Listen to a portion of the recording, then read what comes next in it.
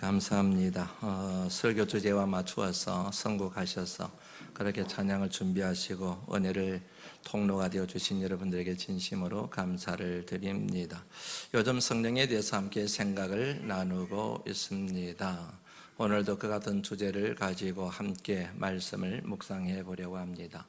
지난주에 우리 교회 어떤 분들과 함께 대화하는 시간을 가졌습니다. 그런데 그분들이 하시는 말씀을 듣는 중에 갑자기 이 같은 질문이 제 머리를 스치고 지나갔습니다.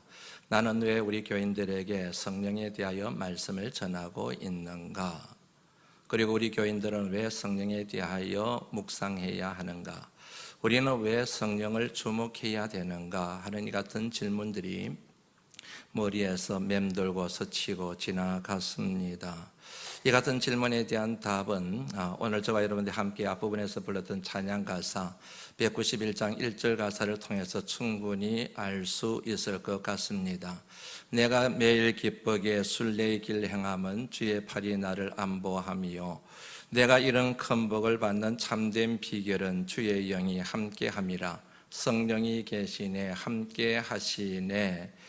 좁은 길을 걸으며 밤낮 기뻐하는 것 주의 영이 함께함이라. 왜 우리가 성령에 대하여 주목해야 되는가? 이 가사보다도 더 명확하고 분명하게 저와 여러분들에게 답을 진술하고 있는 그런 내용도 많지 않지 않을까 하는 생각을 했습니다. 항상 기뻐하라, 범사에 감사하라. 이는 그리스도 예수 안에서 너희를 향하신 하나님의 뜻이니라. 오늘 본문 말씀에 나오는 일부입니다.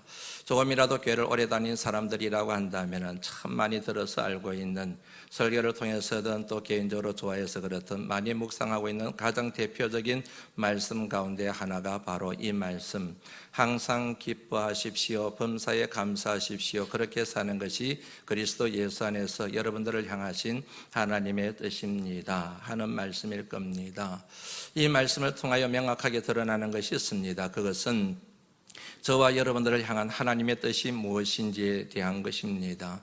하나님의 뜻이 무엇인가? 한마디로 말씀드리면 항상 기뻐하며 살아가는 것, 그리고 범사에 감사하며 살아가는 것이 하나님의 뜻이라는 사실을 알 수가 있습니다. 다른 식으로 표현하면 어떤 형편에 있든지 행복하게 살아가는 것, 그것이 하나님의 뜻이라는 얘기입니다.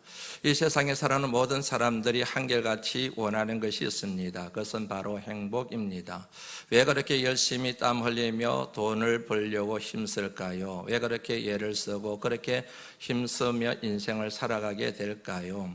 가장 중요한 이유를 하나 꼽으라고 한다면 행복하기 위해서입니다. 내가 행복하기 위해서, 우리 가족이 행복하기 위해서, 내 자녀들의 삶을 행복하게 만들기 위해서 이렇게 땀 흘리고 이렇게 수고하고 이렇게 헌신하고 이렇게 일하고 이렇게 돈을 벌러 다니고 수치와 멸시와 모욕을 당해도 꾹꾹 참고 눈물을 속으로 삼키면서 그렇게 생활해 가는 것 아니겠습니까? 그런데 오늘 이 말씀을 통하여 하나님의 뜻도 저와 여러분들의 뜻과 다르지 않다는 사실을 알 수가 있습니다. 하나님의 뜻도 동일하게 모든 사람들이 다 문제 많은 이 세상에서 행복하게 살아가는 것, 그것이 또한 하나님의 뜻이라는 사실을 우리가 확인할 수가 있습니다.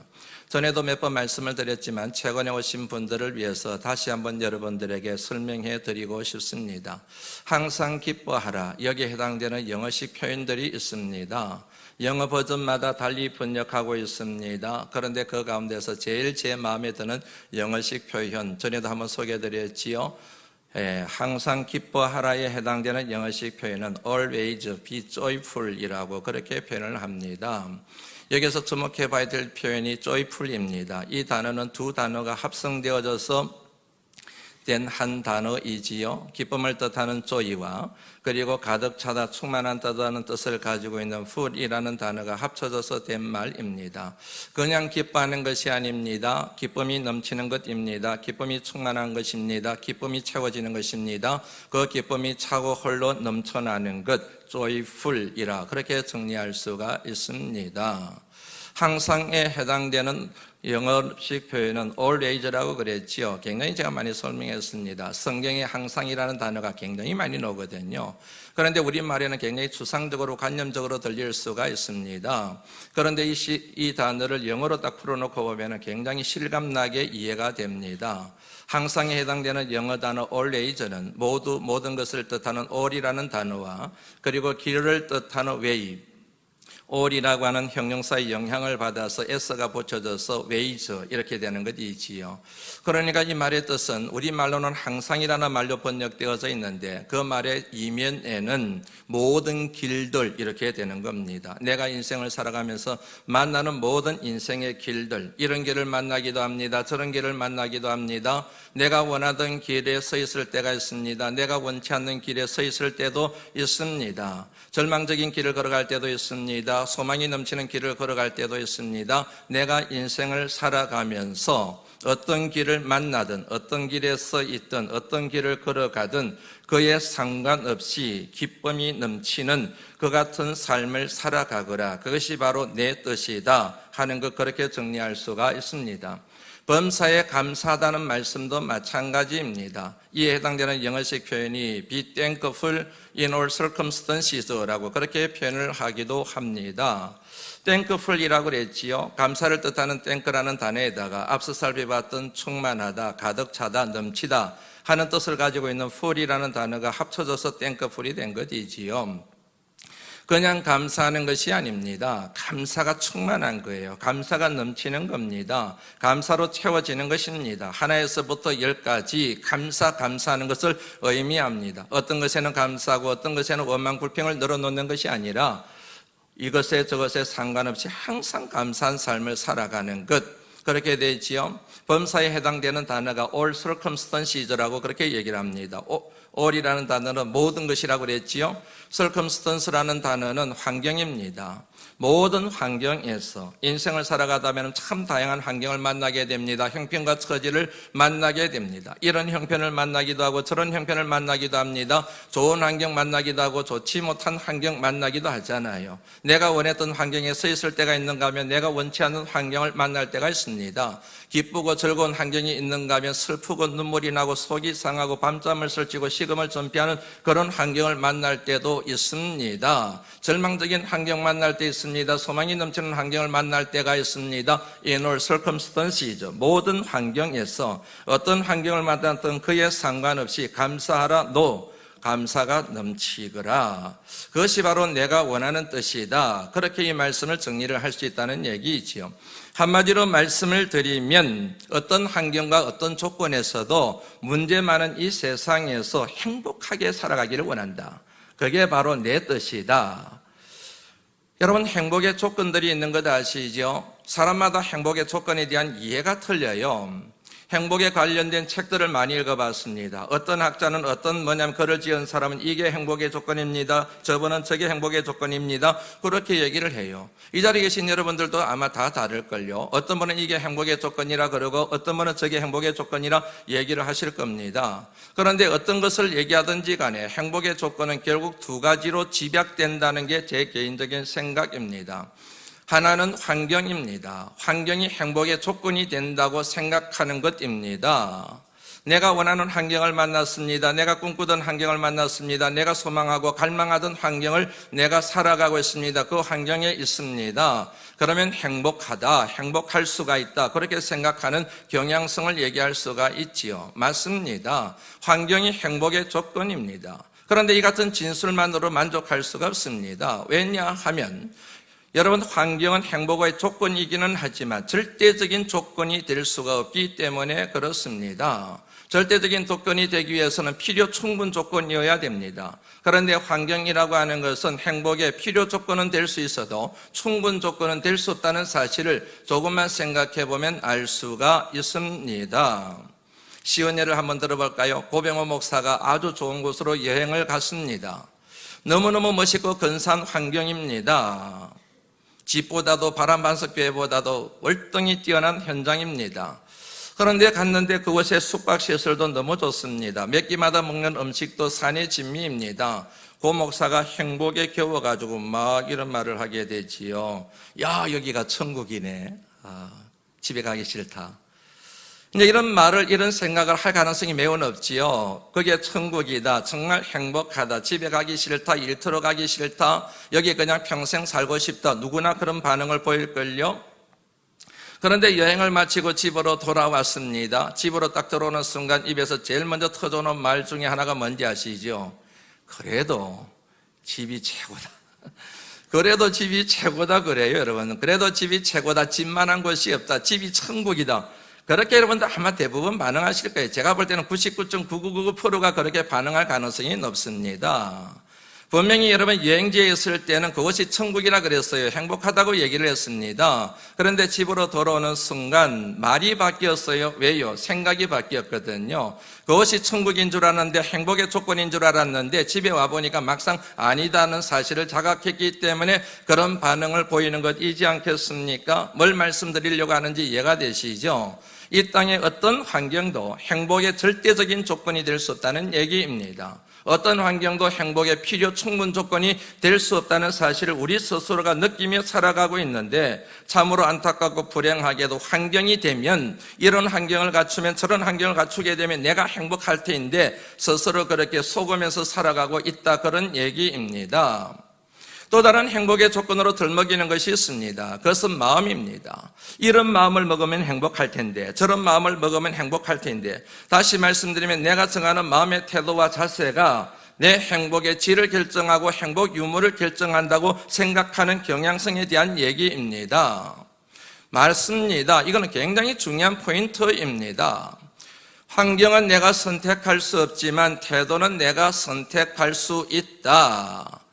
벌떡이는 물고기처럼이라고 하는 제목의 책에 나오는 글귀입니다. 우리 교회 목회하면서 제가 참 교인들에게 빈번하게 소개해드렸던 글귀 가운데 하나입니다.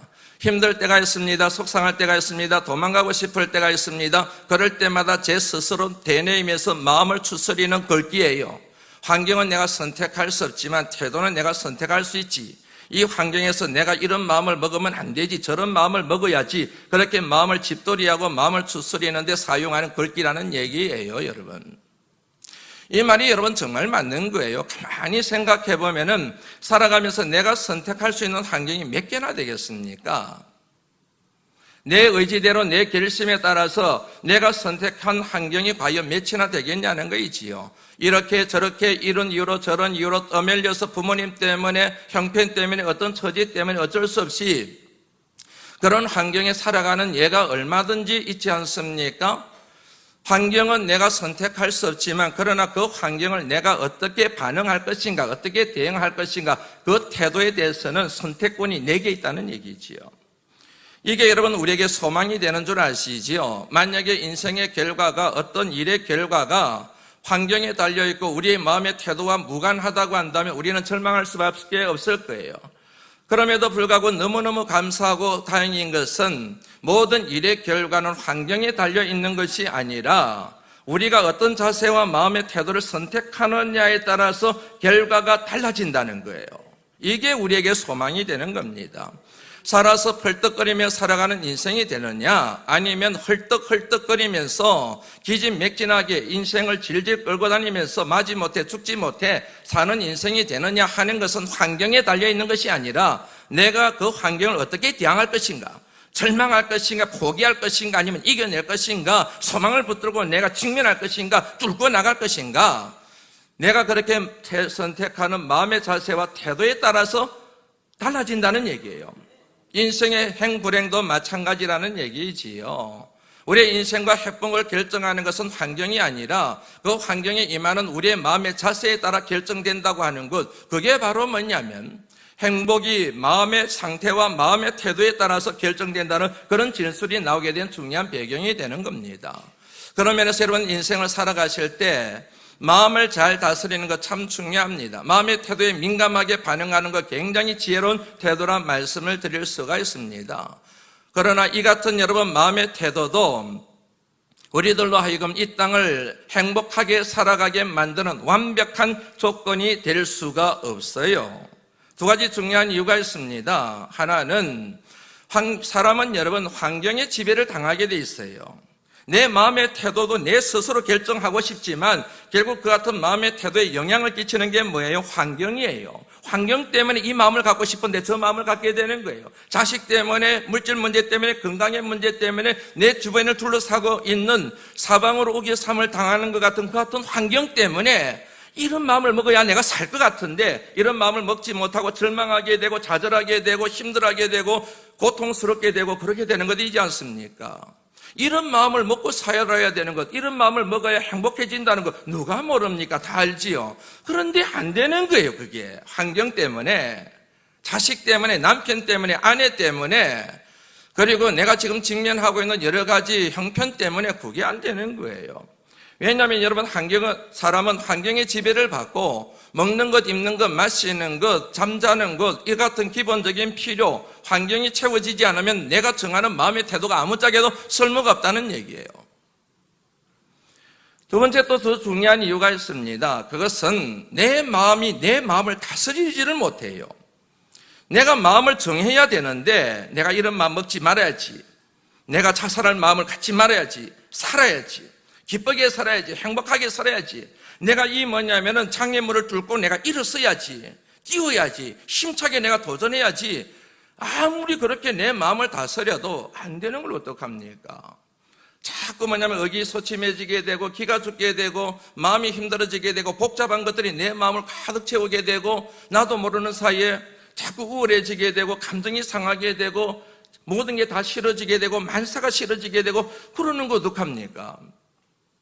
여러분, 이 세상을 살아가면서 지금까지 살아오면서 여러분들의 인생을 가장 힘들게 만들거든 것은 무엇이든가요? 사람이요? 가족이요? 자식들이요? 부모님이요? 물질이요? 아니요. 내 마음이에요. 내가 내 마음을 다스려야 되겠는데 내 마음이 다스려지질 않는 거예요.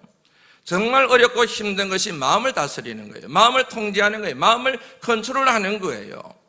마음만 다스릴 수 있으면 살 것 같은데 마음을 내가 통제하고 마음을 내가 지배하면은 좀 근사한 삶, 근사한 인생이 될 것 같은데 항상 내가 내 마음에 피하는 거이지요. 그러다 보니 여러분 힘들어지게 되고 절망하게 되고 좌절하게 되는 것이지 않습니까? 뭘 말씀하려고 하는지 이해가 되셨죠? 행복의 조건이 분명히 내가 정하는 마음의 태도에 달려있기는 하지만 이 같은 문제점으로 인하여 마음의 태도 선택이 내게 절대적인 행복의 조건이 될 수 없다는 얘기입니다. 환경과 마찬가지로 이 같은 마음의 태도 선택도 결국에는 행복의 필요 조건은 될 수 있지만 충분 조건까지 될 수는 없다는 사실을 우리가 깨닫게 됩니다. 단도직입적으로 말씀을 드립니다. 행복의 절대 조건은 하나밖에 없습니다. 그것은 바로 하나님 나라입니다. 믿으시면 아멘 하시기 바랍니다. 행복의 절대 조건은 하나님 나라 하나밖에 없습니다. 하나님 나라만이 이 세상에서 진정한 행복을 누리며 살아갈 수 있는 필요 충분 조건입니다. 하나님의 나라는 하나님이 주인 되시는 나라입니다. 하나님의 주권이 지배하는 나라입니다. 하나님의 식이 통하는 나라입니다. 하나님의 평강, 하나님의 생명, 하나님의 사랑, 하나님의 은혜, 하나님의 기쁨이 넘쳐나는 곳입니다.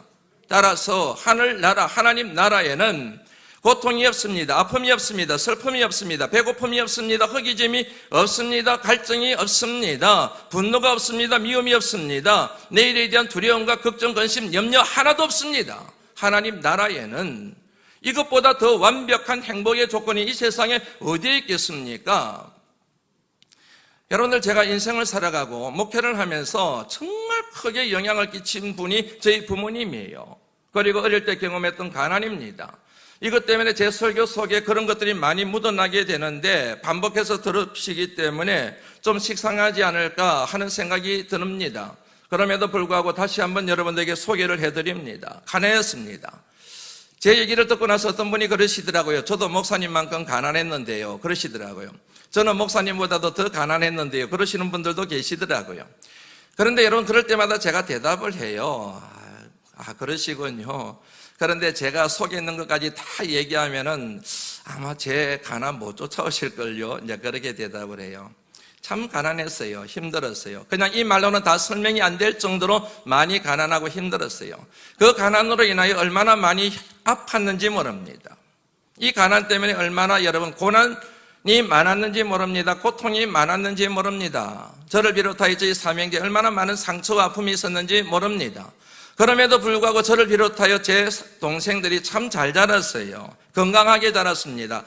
제가 생각할 때는 괜찮게 살아가고 있습니다. 부모님 덕분이지요. 그 같은 가난으로 인하여 이웃들에게 멸시를 당하고 심지어는 친척들에게도 조롱을 당하고 배척을 당하는 그런 환경에서도 저희 부모님, 특별히 저희 부모님, 특별히 저희 어머님 얼마나 당당하셨는지 모릅니다. 얼마나 꼿꼿하셨는지 모릅니다. 기죽는 법이 하나도 없었습니다. 저희는 그런 어머니를 보면서, 그런 부모님을 보면서, 가난이 별거 아니네. 이런 생각을 하고 사실은 산 거예요. 가난 때문에 부모님이 기가 죽었더라면 저희도 기가 죽었을 거예요. 그런데 저희 부모님 절대로 기 죽는 법이 없어요. 얼마나 저희 어머님 대가 특별히 당당하시고 대가 차셨는지 몰라요. 이유는 간단합니다. 천국 소망 때문에 그렇습니다. 하나님 나라 소망 때문에 그렇습니다.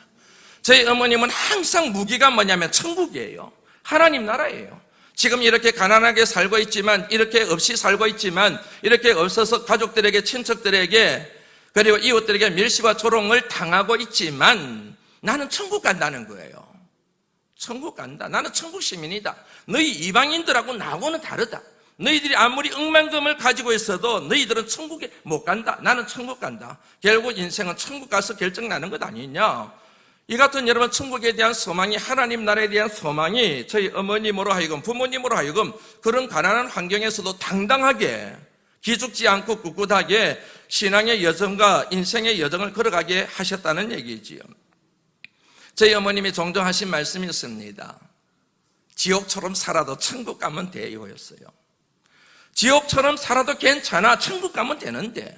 이 세상이 다가 아닌데, 이 세상이 끝이 아닌데 천국 가면 되는데. 저희 어머님의 그 같은 당당한 말씀이 어린 제게 참 큰 도전을 주고 용기를 줬어요. 그래, 천국 마지막 끝이 중요한 거지. 이런 마음 먹게 하셨거든요. 그런데 여러분들, 제가 신학을 하면서 목회의 길로 들어서면서, 그리고 성경을 더 깊게 공부하고 성경 말씀을 알아가면서 우리 어머님이 하신 말씀 가운데 하나는 맞지만 하나는 틀렸다는 생각을 하게 됐어요. 저희 어머님은 지옥처럼 살다가 천국 가면 돼 그러셨지만 하나님 말씀은 그렇게 우리에게 요청하고 계신 것이 아니라 천국처럼 살다가 천국에 와. 이게 하나님의 말씀이더라고요. 지옥처럼 살다가 천국 가는 것이 하나님의 뜻이 아니라 천국처럼 살다가 천국 가는 것, 그게 하나님의 뜻이라는 사실을 말씀을 통하여 깊게 깨닫게 되면서 우리 어머니 승리하셨지만, 대단하셨지만 하나는 맞으셨고 또 하나는 틀리셨네요.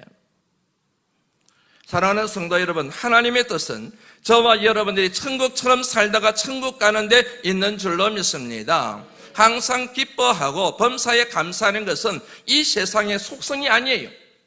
죄 많은 세상의 속성에서는 절대로 찰수 수 없는 거예요. 항상 기뻐하고 범사에 감사하는 것, 어떤 인생의 길을 걸어가든 어떤 형편과 처지에 있든 기쁨이 충만하고 감사가 넘치는 것은 하나님 나라의 속성인 거예요.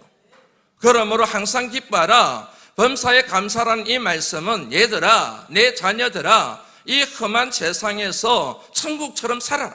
천국처럼 살 수 있는 권세와 능력을 너희들에게 주었단다. 그렇게 말씀하고 있는 하나님의 의도라는 얘기지요. 하나님 나라를 살아가실 수 있는 하나님의 귀한 종들이 되실 수 있기를 다시 한번 주의 이름으로 축원합니다. 하나님 나라를 살아가기 위하여 반드시 절대적으로 우리에게 필요한 것이 있습니다. 그것은 바로 기도입니다. 그냥 기도하는 것이 아닙니다. 항상 기도해야 됩니다. 그냥 기도하는 것이 아닙니다. 범사에 기도하셔야 됩니다. 그냥 기도하는 것이 아닙니다. 쉬지 않고 기도하셔야 됩니다. 하나님은 저와 여러분들의 기도에 응답하십니다. 그런데 하나님의 기도 응답의 식을 한 3가지 정도로 여러분들에게 소개해드립니다. 첫째, 하나님은 우리의 기도에 반드시 응답하십니다. 믿으시지요? 이걸 믿으셔야 기도할 수가 있습니다. 이게 믿어지지 않으니까 기도가 안 되는 거예요. 하나님은 내 연약한 믿음이 있음에도 불구하고 내가 기도하면 나를 사랑하시기 때문에, 날 불쌍히 여기시고 날 긍휼히 여기시기 때문에 반드시 내 기도에 응답하신다.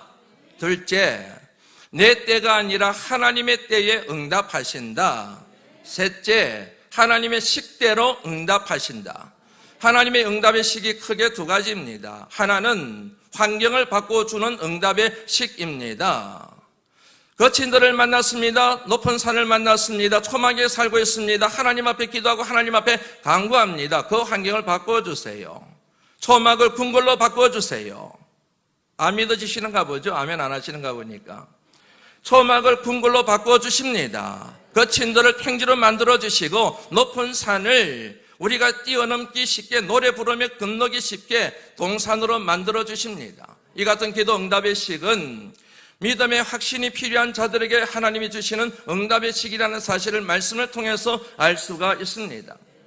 또 다른 응답의 식이 있습니다. 그것은 나를 건드리시는 것입니다. 내게 손대시는 것입니다. 환경에는 손대지 않습니다.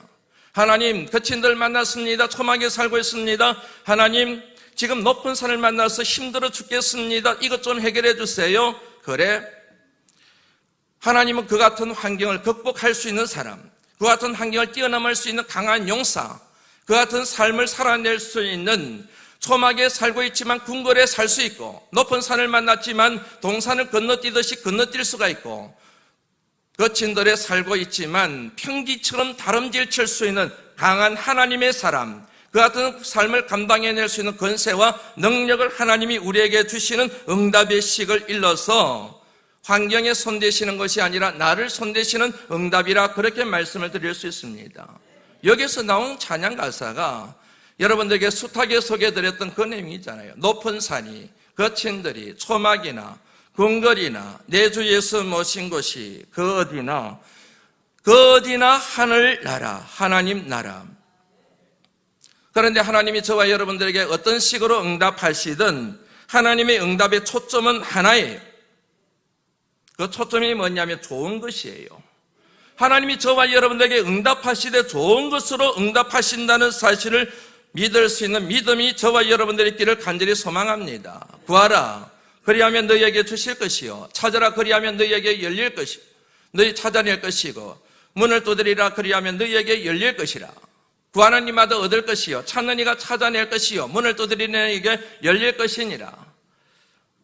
너희 중에 누가 아들이 떡을 달라는데 돌을 주겠느냐? 너희 중에 누가 아들이 생선을 달라는데 뱀을 주겠느냐? 이 말씀의 결론 가운데 하나입니다. 11절 말씀 같이 읽습니다. 시작.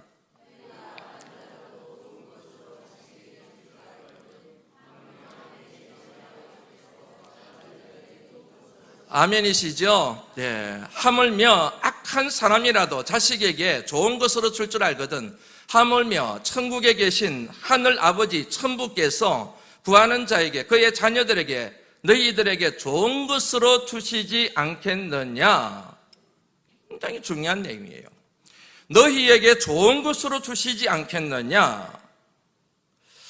여러분, 굉장히 중요한 표현입니다. 이 표현과 구별해야 될 게 있습니다. 내게 좋은 것이 있는가 하면 내가 좋아하는 것입니다. 내가 좋아하는 것이 항상 내게 좋은 것은 아닙니다. 내가 좋아하는 것과 내게 좋아하는 것이 일치할 때가 있습니다. 그러나 대개는 그렇지가 않습니다. 나는 이놈을 좋아하는데 이놈이 날 좋아하지를 않아요. 나는 이놈을 싫어하지만 이놈이 나를 좋아해요. 그런 경우를 생각하시면 됩니다. 다시 한번 예를 들어보지요. 오해 말고 들으셔야 됩니다. 저는 고기를 좋아합니다. 고병호는 고기를 좋아합니다. 하나의 명제지요. 고병호는 고기를 좋아합니다. 고병호가 좋아하는 게 뭐예요? 고기예요. 그런데 고기가 제게 좋지를 않아요. 고기가 고병호에게 좋지를 않아요. 고기가 고병호 건강에 좋지를 않아요. 왜요? 여러분들 보시는 것처럼 살쪘잖아요. 살찐 사람, 뚱뚱한 사람에게 고지혈증이 있는 거 아시지요? 혈압이 있는 것 아시지요? 그리고 콜레스테롤 높은 것 아시지요? 저는 고기를 좋아하지만 고기가 제 건강에 좋지를 않아요. 제게 좋은 것이 있습니다. 채소입니다. 그런데 고병호는 채소를 싫어해요. 채소를 좋아해야 되는데 고병호에게 채소가 좋은데 채소를 고병호는 싫어해요. 아내 민경애 씨가 고병호를 사랑해요. 사랑하기 때문에 고백 후 남편에게 맨날 고기를 해줘요. 그거는 진정한 사랑일까요? 거짓된 사랑일까요? 거짓된 사랑이지요. 왜요? 몸에 좋지 않은 고기를 주는 것은 빨리 죽으라는 얘기잖아요. 아무리 사랑하는 사람이 좋아하는 것이라 할지라도 사랑하는 사람에게 좋은 것이 아니면 주면 안 되지요. 좋아하는 사람이, 사랑하는 사람이 좋아하지 않는다 할지라도 좋은 것을 줘야 되는 게 맞지요. 여보, 고기 반찬 먹자. 그래도 아니야, 여보. 당신에게는 고기가 좋지 않아. 당신에게는 채소가 좋아. 채소 요리를 해줄게. 먹어. 제발 좀 먹어. 이래야 뭐냐면 남편이 진심으로 아내가 남편을 사랑한다고 얘기할 수가 있지요. 하나님이 그렇게 응답하신다는 거예요. 내가 가만히 늘 보니 네가 이걸 원하지만 아니야. 이게 너한테 더 좋아. 누구누구 집사야, 너가 이걸 간절하게 기도하지만 내가 볼 때는 그것보다는 이게 너한테 더 좋아. 하나님에게 여러분 떡을 달라고 부탁해요. 그런데 떡을 줄 수도 있고 안 줄 수도 있습니다. 떡 대신에 밥을 주실 수도 있습니다. 빵을 주실 수도 있습니다. 하나님께 여러분 생선을 달라 그래요. 그런데 생선을 주실 수도 있고 생선 말고 다른 단백질 공급원을 우리에게 주실 수도 있습니다. 하나님은 우리가 좋아하는 것을 주시기를 원하는 것이 아니라 우리에게 좋은 것을, 우리에게 영혼의 건강에 좋은 것을, 우리의 영혼에 살리는 것에 좋은 것을 주신다는 의미, 이 같은 의미가 이 말씀에 담겨 있는 거예요. 하나님이 이처럼 저와 여러분들에게 주시기를 좋아하는 것이 무엇인가? 그 해답이 바로 마태복음 6장 33절 말씀입니다. 같이 한번 읽어보겠습니다. 시작. 그의 의를 구하라. 그리하면 이 모든 것을 너희에게 더하시리라. 너희는 먼저 그의 나라를 구해라. 하나님의 나라예요. 하나님이 저와 여러분들에게 주시기를 정말 사모하고 간절히 원하시는 게 하나님 나라입니다. 먹는 것 아니에요. 입는 것 아니에요. 마시는 것 아니에요. 권력이 아니에요. 부귀 영화가 아닙니다. 하나님 나라. 왜냐하면 이 세상에 뿌리를 두고 있는 모든 부귀 영화가 진정 우리를 행복하게 하는 것이 아니기 때문에 그런 것들이 필요하기는 하지만 행복의 충분 조건이 아니기 때문에 행복의 필요 충분 조건은 하나님 나라이기 때문에 하나님 나라를 먼저 구해라. 그러면 필요 조건, 그것으로 인하여 너희들의 삶은 하나님 나라, 곧 행복한 나라에서 삶을 이루게 될 것이다. 이런 의미가 이 말씀 속에 담겨 있는 거잖아요. 여러분 항상 기쁨이 넘치는 삶을 살기를 원하시는지요? 대답이 시원찮네요. 항상 기쁨이 충만한 삶을 살기를 원하시는지요? 그러면 항상 기도하셔야 됩니다. 범사에 감사가 넘치는 삶을 살기를 원하시는지요? 그러면 범사에 기도하셔야 됩니다. 여러분의 삶이 어떤 형편, 어떤 처지에 있든지 행복이 충만하기를 원하시는지요? 그러면 쉬지 말고 기도하셔야 됩니다. 관건은 기도의 제목입니다. 먹는 것이 아닙니다. 입는 것이 아닙니다. 부귀 영화가 아닙니다. 하나님 나라를 구하셔야 됩니다. 오늘 본문 말씀을 이해하고 해석하면서 오늘 16절 말씀부터 22절까지 말씀을 해석하는 키가 되는 말씀이 있습니다. 그게 바로 19절 말씀입니다. 19절 말씀 같이 한번 읽습니다. 시작. 아멘. 성령을 소멸하지 말라. 소멸하다에 해당되는 헬라어 원어의 뜻이 그렇습니다. 억누르다. 꼼짝 못하게 억누르다. 거부하다, 부정하다, 부인하다, 역사하지 못하도록 제한하다. 이런 의미를 갖고 있는 단어예요. 성령이 임재했는데 성령이 내 삶 가운데 역사하지 못하도록 딱 눌러버리는 거예요. 누군가가 여러분 사람을 제압할 때 그 사람이 꼼짝달싹하지 못하도록 딱 제압해버리는 것, 그것을 생각하시면 됩니다. 그게 바로 소멸에 해당되는 단어입니다. 성령이 오셨네, 성령이 오셨네, 내 주에 보내신 성령이 오셨네. 이 부분이 중요합니다. 우리 일생 가운데 친히 찾아오셔서 우리 일생 가운데 내가 청하지 않아도, 내가 요구하지 않아도, 내가 부탁하지 않아도 성령 하나님이 친히 내게 찾아오세요. 왜요? 사랑하시는 하나님의 자녀이니까. 내게 친히 찾아오셔서 그 나라 꿈꾸게 하셨네. 내 일생 가운데 친히 찾아오셔서 그의 나라 꿈꾸게 하셨네. 성령이 임재합니다. 성령을 받게 됩니다. 성령의 사람이 됩니다. 성령 충만하게 됩니다. 그러면 꿈을 꾸게 돼요. 뭘 꿈꾸게 됩니까? 그의 나라, 하나님 나라. 먹는 것, 입는 것, 세상의 부귀 영화를 꿈꾸는 것이 아니라 성령에 사로잡히게 되면은 하나님 나라를 꿈꾸게 돼요. 하나님 나라를 간절히 사모하게 됩니다.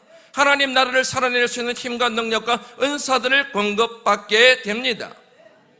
왜 인생을 살아가면서 그렇게 힘드세요? 왜 기쁨을 다 잃어버리셨습니까? 왜 감사를 잃어버리셨습니까? 다람쥐 쳇바퀴 돌듯 인생이 불행하고 인생이 다 이런 거지 그러면서 왜 그렇게 여러분 하나님의 자녀답지 못하게 인생을 그렇게 살아가고 계십니까? 왜 속에는 불평과 원망이 가득 차십니까? 왜 마음이 우울하십니까? 왜 모든 것들을 다 포기하고 자살하고 싶은 마음이 언뜻 예수 믿는 내게도 일어나게 될까요?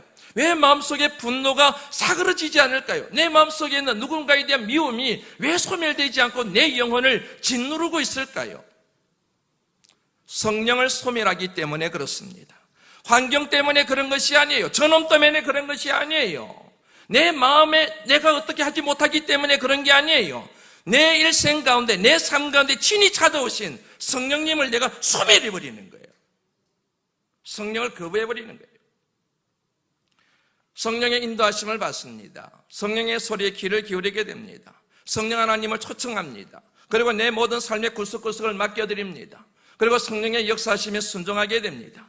그러면 어떤 인생의 길을 걸어가든 기쁨이 충만하게 되고 감사가 넘쳐나는 삶을 살아갈 수가 있게 됩니다. 하나님 나라가 우리 이 땅에서 우리 삶 가운데 구현되어지는 것입니다. 이 같은 의미를 담은 찬양 가사가 앞서 우리가 살펴봤던 내가 매일 기쁘게 순례의 길 행함은 주의 팔이 나를 안보함이요 성령이 계시네 할렐루야 함께 하시네 좁은 길을 밤낮 걸으며 밤낮 기뻐하는 것 주의 영이 함께함이라. 한번 같이 불러보고 넘어가면 좋겠습니다. 내가 매일 기쁘게 1절만 부릅니다.